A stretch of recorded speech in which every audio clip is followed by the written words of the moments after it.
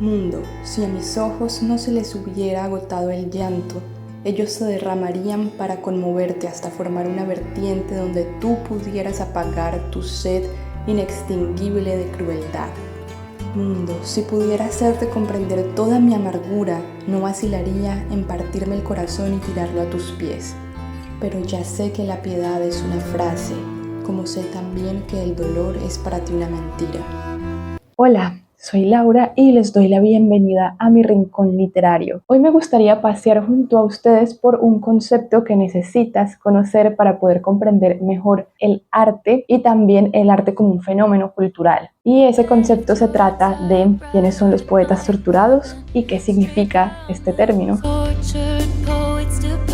El deseo de realizar este video me surgió a raíz del nuevo álbum que sacó Taylor, que se llama The Tortured Poets Department. A raíz de esta imagen que encontré en las redes, entonces me vino el flechazo de inspiración de ese concepto de poetas torturados. Está bien interesante y se me hace que no es que sea nuevo, quiero explorarlo. Vamos a comenzar desde el principio. El poeta como un ícono cultural suele estar asociado a una figura muy romántica, introspectiva, melancólica, incluso bohemia. Y además este arquetipo que les acabo de mencionar se ha perpetuado a través de figuras y personajes icónicos, poetas icónicos que voy a mencionar a continuación. Y se ha perpetuado no solamente a través de estas figuras icónicas, sino a través de ciertas películas, obras de arte dentro de la cultura popular, que muestran al poeta como una persona atormentada y con una vida muy compleja, además de su creación artística, como un ser que carga mucho sufrimiento. El poeta torturado viene a ser un ícono como una rama de un ícono mayor también bastante popular, que es el del artista torturado, que se ejemplifica en figuras como por ejemplo Vincent Van Gogh, o también algunas estrellas de rock famosas que tuvieron vidas muy caóticas, además de creativas y artísticas. El tema de la salud mental de los artistas es constantemente puesto sobre la mesa y de hecho hay bastantes videos que estuve revisando para hablar de este tema que les recomiendo. Bueno, ahora vamos a pasar a un concepto muy similar a este, conocido en el mundo del arte y de la poesía, que es los poetas malditos. Este concepto de los poetas malditos surgió en Francia en el siglo XIX y se utilizaba para referirse a ciertos poetas que estaban muy en contra de la moral más tradicional de la época, de las ideas más representadas y que querían explorar muchos tabúes dentro de sus obras y temas que eran incómodos, que no salían tanto a la luz y ellos querían explorarlos, además de que llevaban un estilo de vida bastante bohemio. Fue básicamente una fórmula que resultó al sumar Francia con alcohol y drogas, con poesía y con el siglo XIX. Y con esa ecuación tenemos a los poetas malditos sobre la mesa. Este grupo de poetas fue bastante importante y se habla mucho de ellos porque sentaron las bases del movimiento simbolista dentro del arte y también artísticamente hablando su obra venía a ser una especie de respuesta al realismo y naturalismo francés de la época. Y bueno, yo les voy a decir algunos nombres de obras y de poetas malditos que estuvieron en ese contexto ahorita más adelante.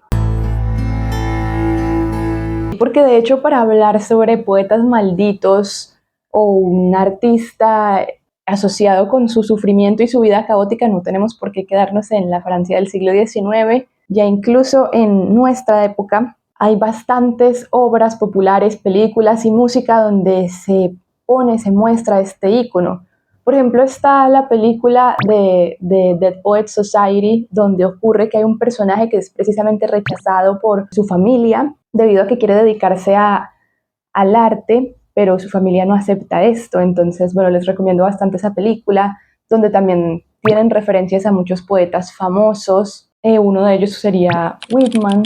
También hay una rama estética que se le conoce como poetcore y también todas estas ramas del dark academia, por ejemplo, beben mucho de este estilo de el artista que le gusta tocar temas oscuros, que le gusta estar leyendo, todas estas imágenes se han popularizado bastante en los últimos años. También otro ejemplo pues sería el mismo álbum nuevo que sacó Taylor, que de hecho me puse a contar y ese álbum cuenta con un aproximado de casi 40 referencias a la muerte, a morirse, a querer morir. Entonces me parece bastante impresionante esa cantidad de acercarse a este tema más oscuro. O también otro ejemplo sería la misma Lana del Rey, que ha tocado mucho el tema de ser un artista, entregar tu vida al arte, pero también tener una vida caótica y un cierto sufrimiento. Bueno, ahora sí voy a explorar un poco más los ejemplos y voy a mencionarles algunos artistas que ejemplifican este tema que les decía de un gran genio o una gran genia creativa y una vida tortuosa y caótica con bastante sufrimiento. Y los voy a mencionar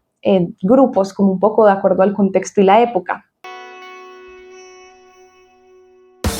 Entonces voy a empezar con los poetas malditos que les comentaba al principio de este video. Uno importante es Paul Verlaine. De hecho, hizo un ensayo donde verbalizó por primera vez el término poetas malditos, hasta que incluso él mismo se terminó asociando con o clasificando como un poeta maldito. Otro muy famoso, bastante importante, es Charles Baudelaire, que su obra más conocida es Las Flores del Mal. Trata unos temas bastante oscuros, mucho más siniestros. No sabría si denominarlo gótico, pero hay bastante oscuridad en ese poemario y pues los invito a leerlo si quieren conocer un poco un arte elegante y tortuoso al mismo tiempo. Otro ejemplo de poeta maldito sería Arthur Rimbaud, que tiene un poemario conocido como Una temporada en el infierno. Y otro que es bastante conocido, muy mencionado, es Edgar Allan Poe, que aunque él no era francés, sí compartía muchas características con los poetas que mencioné. Bueno, ahora moviéndonos a Estados Unidos, hubo también un movimiento literario importante donde se contrastaba este genio literario, esta creatividad, toda esa poesía con vidas caóticas, vidas difíciles y complejas, sobre todo a niveles de salud mental. Un movimiento que se conoce como la generación del beat, que eran un grupo de poetas, o bueno, no solo poetas, sino también escritores que manifestaban su inconformidad frente a varias situaciones sociales que estaban ocurriendo por los años 50 en Estados Unidos, como por ejemplo la guerra de Vietnam. También buscaban como cierta libertad espiritual y sexual dentro del arte que creaban. Y bueno, así como una de los poetas malditos era sumar Francia, alcohol y drogas, poesía y siglo XIX, pues aquí la fórmula, la ecuación sería sumar jazz, algo de filosofía oriental, deseo de libertad, más trastornos mentales y vida caótica, más años 50, más drogas y alcohol y más Estados Unidos.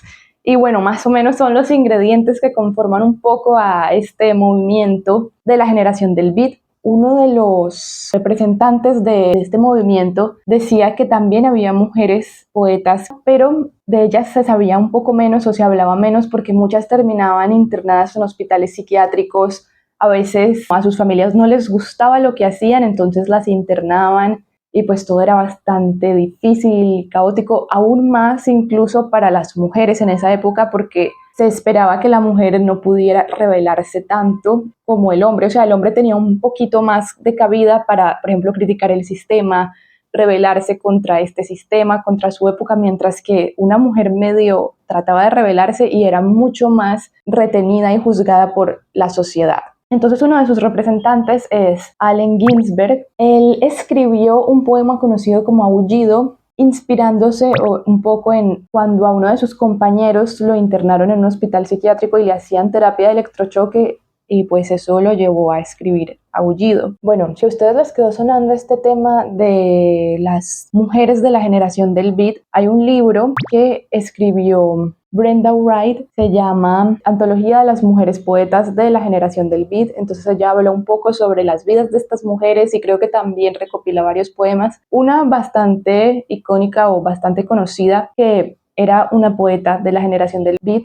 es Ellen Cowen, que ella escribía pero sufrió un fuerte rechazo por parte de su familia. No les gustaba lo que ella escribía, su familia era bastante tradicional. A ella la internaron un tiempo en un hospital psiquiátrico, luego salió, luego ella decidió acabar con su vida. Lo que hizo su grupo cercano, su familia, que no les gustaba su arte, fue quemarlo apenas ella decidió acabar con su vida. Entonces me parece muy intenso como no solo le aplicaron como toda esta presión, restricciones en su vida, sino que también incluso después de su muerte queman su obra, pero al menos se rescataron algunas cosas y me parece importante conocer la historia de esta mujer. Para salirnos un poco de este aire de Europa, Estados Unidos, norte, primer mundo, podemos pues incluso sumergirnos aquí en la misma Latinoamérica. Hay varias figuras que a mí me parecen súper interesantes de poetas que también tuvieron unas vidas súper trágicas o exploran unas tristezas muy profundas en su arte. Voy a empezar mencionando a una que descubrí muy recientemente. Se llamaba Teresa Wilsmont de Chile. Ella nació en 1893 y en 1917 ella publicó un poemario conocido como Inquietudes Sentimentales. Me gustó bastante cuando lo leí, tenía una atmósfera muy oscura, bella, se sentía como caminar por una catedral o un cementerio, un lugar muy gótico, y me fascinó la forma en que expresaba el dolor. Ella acabó con su vida un 24 de diciembre cuando tenía, si no estoy mal, 28 años. Ella también era una persona bastante rebelde contra el sistema en el que vivía. La internaron a la fuerza en un convento, pero ella se escapó, logró escaparse con ayuda de un amigo. Una vida de artista, creadora, pero con muchas dificultades. También me gustaría explorar a otra poeta que recientemente estoy empezando a descubrir sobre ella. Es mexicana, se llamaba Antonia Rivas Mercado y nació en 1900. Otra de mis poetas favoritas, es un gran icono para mí, una figura muy inspiradora, es Alfonsina Storni. Nació en 1892. Su obra también explora bastante la locura, las dificultades de ser mujer en la sociedad. Y uno de sus poemas que más me gusta, que fue con el que la conocí, es Capricho. Entonces los invito a leer Capricho. Otra poeta argentina es Alejandra Pizarnik. Nació en 1936. Uno de sus poemarios reconocidos es La Última Inocencia. Ella también no solo escribía poesía, también tiene un libro de La Condesa Sangrienta que me pareció maravilloso cuando lo leí, muy recomendado. Pero también tenía bastantes trastornos alimenticios, tenía trastornos del sueño, depresión. Entonces ahí también se ve esta triste dicotomía de ser una gran genia creativa, pero tener una vida muy difícil, tener unas fuertes dificultades en la salud mental. Y bueno, de hecho, les quiero compartir aquí, tengo una antología de obras completas de Alejandra Pizarnik, se las voy a mostrar y de pronto les leo. Si este video no nos está quedando muy largo, les puedo leer aquí un fragmento de algún poema o un poema completo, ¿por qué no? Miren este libro.